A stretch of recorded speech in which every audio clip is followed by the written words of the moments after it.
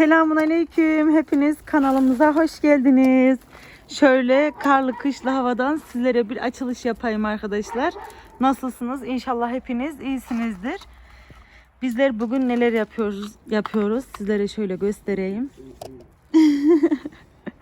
Şöyle Oğuzhan abim var burada. Burada da Kazımcan var. Arkadaşlar biz mangalımızı yaktık. Bugün dedik güzel bir mangal yapalım. Oğuzhan abimin canı istiyormuş. Onun canının istemesini de hemen değerlendirelim dedik.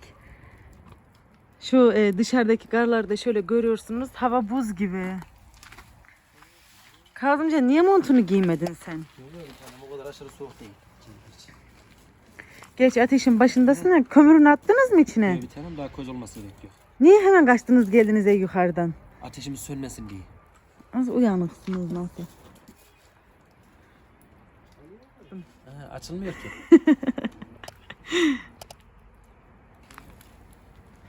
Şöyle ateşimiz bir güzel yanıyor arkadaşlar. Bana diyorsun da sen niye ceket almadın bir tanem üstüne? Çünkü ben hemen biraz video çekip yukarı çıkacağım. O biraz vakit düşünmüyor mu? Sonra da geceleri karnım ağrıyor diyorum ne? Ondan sonra karın ağrısına kıvranıyorum. Ondan sonra da karın ağrısıyla kıvranıyorum arkadaşlar. Böyle dikkat etmiyorum kendime. Şöyle ayağımda çorap bile yok. Göstereyim sizlere. Çorap bile giymedim. Ondan sonra da hemen hasta oluyorum. Soğuk bir tanem ama bayağı soğuk. Şurada da şöyle malzemelerimiz hazır arkadaşlar. Sizlere göstereyim. Tavuğun üstünü niye açtınız ya? Tele döşeyeceğiz diye mi? Bir tanem şimdi döşeyeceğiz. Hatta hepsinin üstünü açmışsınız aşkım. Ben poşetleyip gönderdim yukarıdan. Çamurun için açık dursun bir şey olmaz. İnşallah. Yaz değil ki sinek sağa sola olacak bir tanem hava buz gibi. Hava buz gibi esas. Toz toprak da girmezdi en azından. Şöyle arkadaşlar biraz köy sucuğu var. Biraz normal market sucuğumuz var. Malzemelerimizi böyle hazırladık. Tenceremiz de burada, pişenleri de onun içine dökecekler.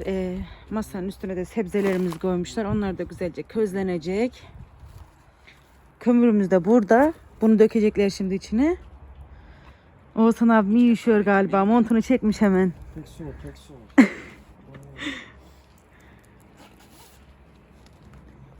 Hangi A101'e gittiniz ya Kazımcan?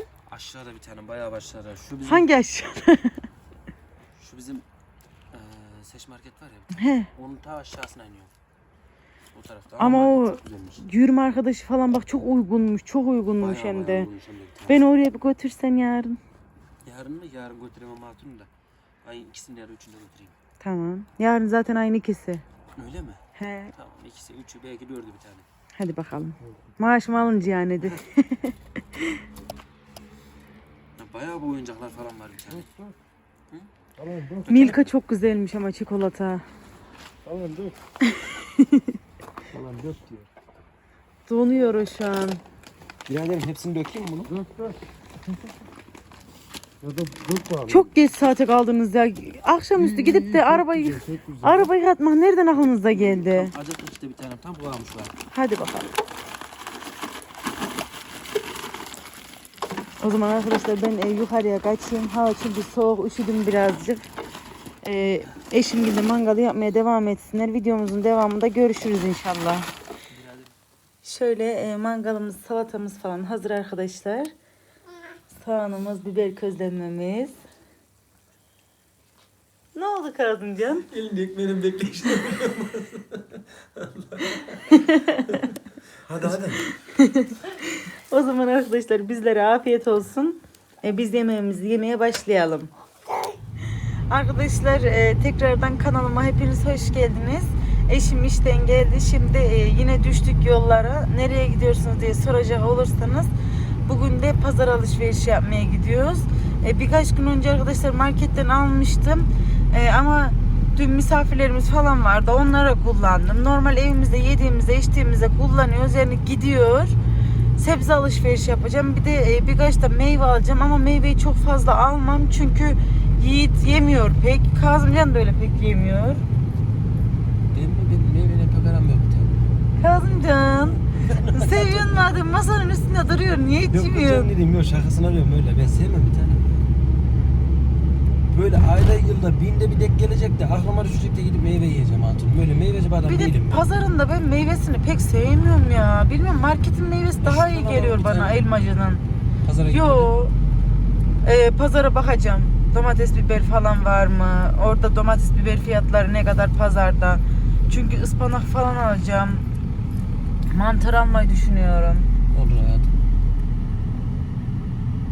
Yiğit'i yerine koyduk arkadaşlar. Biz de gidiyoruz. Düştük yollara. O zaman vlogumuzun devamını orada çekebilirsem çekerim inşallah canlar. Çekemezsem evime geldiğimde çekerim. Bugün zaten sizlere video atamadım. İnşallah saat erken olur da editleyebilirsem sizlere paylaşmayı düşünüyorum. O zaman vlogumuzun devamında görüşürüz inşallah. Tekrardan selamünaleyküm. Hepiniz kanalımıza hoş geldiniz. Arkadaşlar gerçekten bugün selam vere vere bir hal oldum. İnşallah sizler de benim selamımı alıyorsunuzdur. Fatoş'umuz bugün market alışverişini yaptı geldi. Normalde sizlere bir başlangıç yapmıştım. Pazar alışverişine diye çıkmıştık evimizden. Ama maalesef ki pazar alışverişi yapamadık. Çünkü saat geçti arkadaşlar. Eşim işten geldikten sonra anca gidebildik. O saatte de pazar toplanmış. Hiçbir pazar yok yani, çok az vardı birkaç tane. Ve hava aşırı derecede soğuktu. O yüzden normal market alışverişi olarak yaptık geldik. Bu arada ezanımız okunuyor aziz Allah. Şöyle sizlere de göstereceğim arkadaşlar neler aldım. Gelirler şimdi yine her zamanki gibi hep alışveriş yapıyorsun, hep alışveriş yapıyorsun diyenler. Ama olsun artık, hiç kimsenin ne dediği benim için önemli değil. Ben evimin eksiklerini biliyorum. Demek ki benim böyle bir şeyler almaya ihtiyacım var, gereğim var yani. Malzemelerimizi aldım geldim arkadaşlar. Şunları da getireyim hepsini toplu bir şekilde masanın üstüne. Çünkü eşim birkaçını oraya birkaçını oraya hepsini dağınık bir şekilde koymuş. Söylemiş olduğum gibi söyleyecekler yine işte hep alışveriş yapıyor. Hani bir de sürekli diyorlar Fatoş biraz tutumlu ol, hani paranı tut paranı sık diye. Gerçekten bu konu artık beni sıktı. Arkadaşlar ne yapıyoruz yani biz? Lüks bir yeri harcama yaptığımı veya sürekli alışveriş yaptığımı, aman kıyafet alayım, aman makyaj malzemesi alayım, aman parfüm alayım, aman dışarıda yemek yemeye gideyim, aman şunu yapayım, aman bunu yapayım demiyorum. Ki benim evime yaptığım ev alışverişi bile siz bunu lüks olarak görüyorsunuz. Ben buna hayret ediyorum. Galiba hiç benim izleyicilerim, yani bana böyle yorum yapanlar galiba hiç ev alışverişi yapmıyor. Arkadaşlar ben daha önce videomda da söylemiştim. Biz toplu bir şekilde ev alışverişi yapmıyoruz.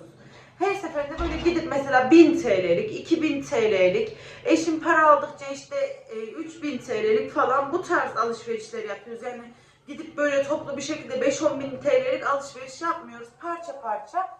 Birkaç gün önce sizlere video atmıştım. Alışveriş yaptık diye 2000 TL'lik arkadaşlar yapmıştık.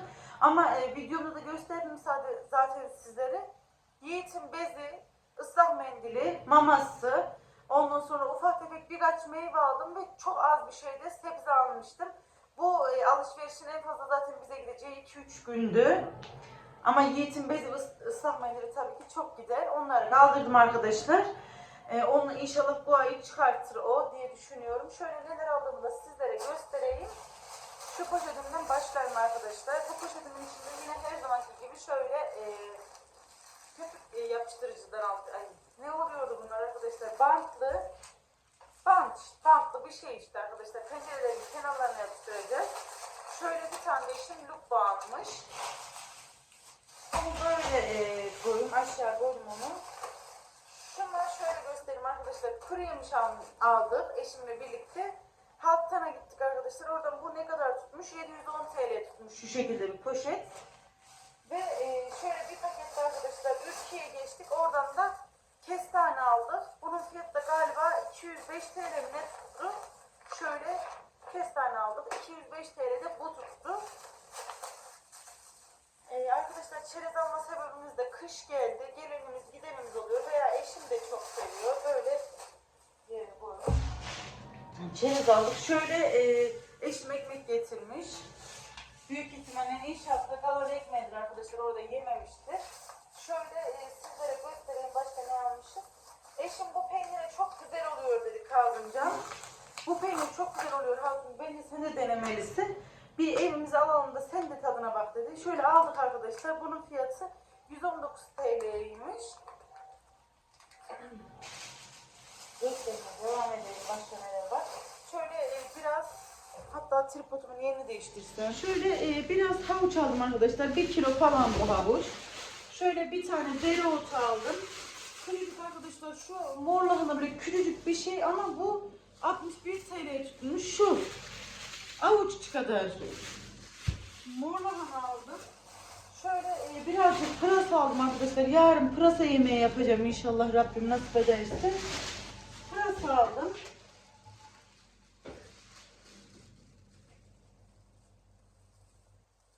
Bir tane küçük bir yaramaz kapının önünde seslenip duruyor bana arkadaşlar. Siz duyuyor musunuz bilmiyorum ama şöyle biraz ıspanak aldım arkadaşlar. Biliyorsunuz ki kış aylarının olmazsa olmazı, vazgeçilmezimiz ıspanaklı pilav yapacağım. Şöyle birazcık marul aldım. Bir tane marul ve bir tane maydanoz. Poşetlerimi şuraya koyayım. Hepsini toplayacağım şimdi. Şunun arkadaşlar şöyle yarım kilo mantar aldım. Yarım kilo mantarın fiyatı 70 TL'ydi. Bir de sizlerle birlikte inşallah onu da yapacağım arkadaşlar. Bakalım beğenecek misiniz? İstiridye mantarı aldım. İstiridye mantarı yapacağım. Şöyle göstereyim sizlere. Şu şekilde. Bunun fiyatı arkadaşlar 104 TL'ymiş. Küçücük bir şey ama her şey pahalı arkadaşlar. Hayat pahalı gerçekten. Şöyle limon aldım biraz. Biber aldım arkadaşlar birazcık. Zaten siz de videomdan görüyorsunuz. Yani böyle aşırı fazla değil alışverişim. Az böyle her şeyde. Biber aldım biraz daha. Şunları da göstereyim. Bunların hepsini masanın üzerine çıkartma sebebim arkadaşlar. Yıkayacağım, kaldıracağım yerine. Şöyle biraz muz aldım. 1 kilo mandalina. Şöyle 1 kilo portakal. Şu ne kadarmış? Şöyle 1,5 kiloya yakın elma almışız arkadaşlar. Bir koli yumurtamız var burada. Şöyle onu da göstereyim sizlere. Bir koli de yumurta almıştık. Şu poşetin içinde de denemek için şöyle bir ekmek aldım arkadaşlar. İnşallah tadı güzeldir. Bu dikkatimi çekti. Dedim bir deneyelim. Böyle bir ekmek aldım. Birazcık şöyle 1 kilo salatalık. Şöyle arkadaşlar 1,5 kilo da domates almışım. Alışverişimiz bu kadar canlar. Hepsini sizlere göstereyim. Şu poşetlerin hepsini toplayayım.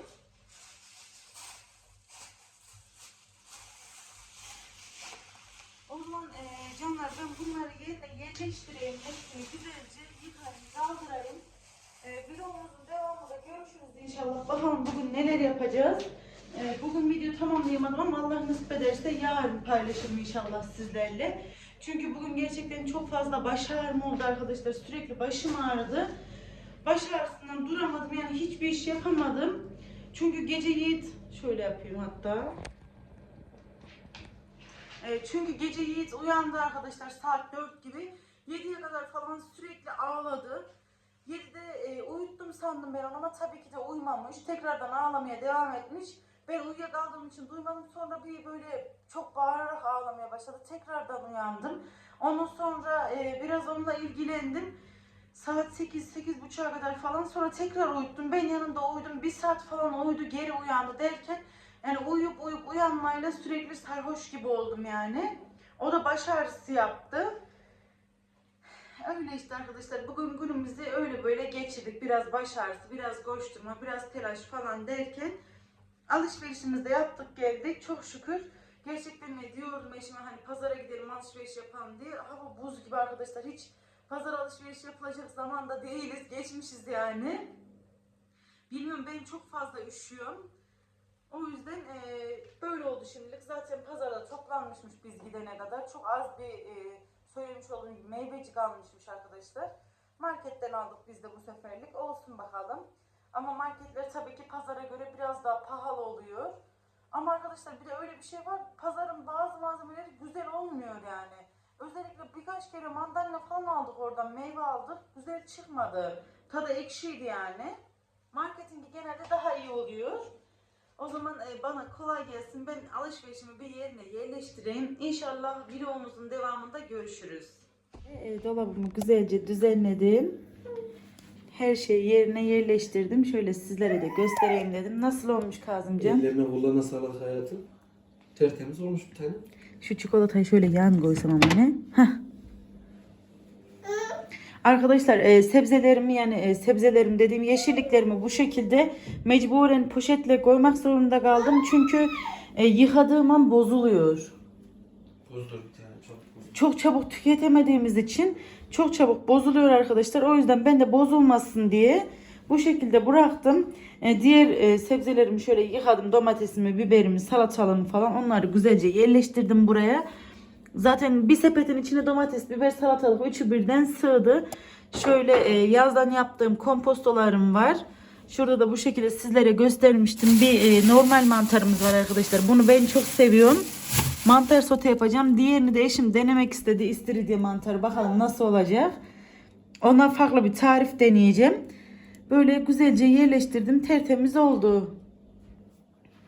Rabbim inşallah bolluğunu, bereketini kaçırmasın. Amin inşallah bir tane. Yumurtalarımızı falan buraya yerleştirdim. Sütlerimiz şöyle. Elimden geldiği kadar düzenli bir şekilde yapmaya çalıştım arkadaşlar. Sadece göz yoran bu sebzelerimiz oldu. Onlar için de ne yapabilirim? Sizlerin bir önerisi olursa çok sevinirim. Kahvaltılıklarımızı falan buraya yerleştirdim. Peynirimiz, tereyağımız. Şöyle.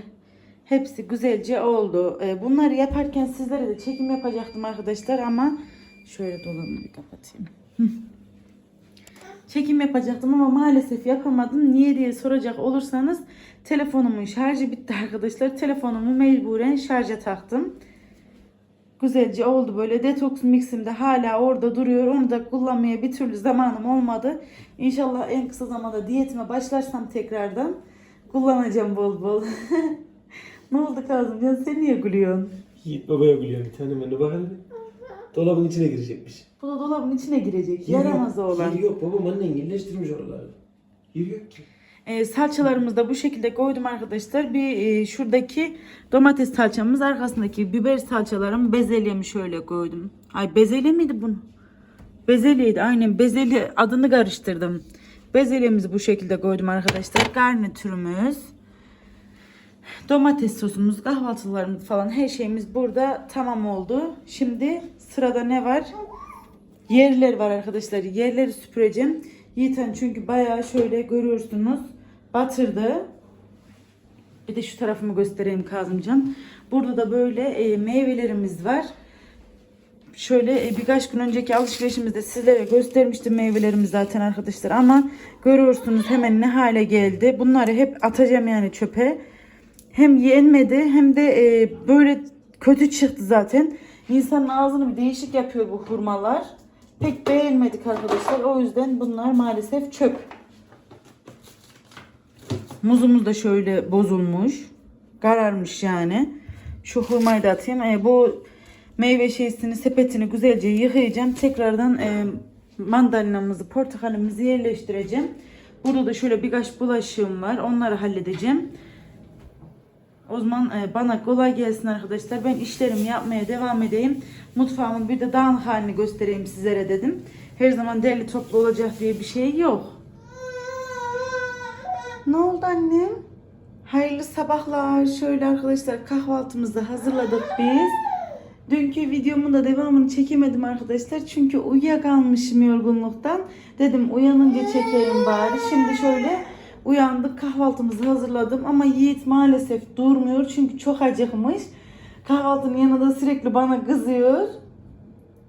Değil mi annem? O zaman arkadaşlar ben Yiğit'e hem kahvaltısını yaptırayım hem de sizlere videoma buradan güzel bir kapanış yapayım. Videomu editleyeyim. Hepiniz hoşça kalın, dostça kalın, Allah'a emanet olun. İnşallah videomu buraya kadar sıkılmadan izlemişsinizdir. Bol bol yorum yapar, like atar, abone olursanız çok sevinirim. Dikkat edin kendinize. Görüşmek üzere.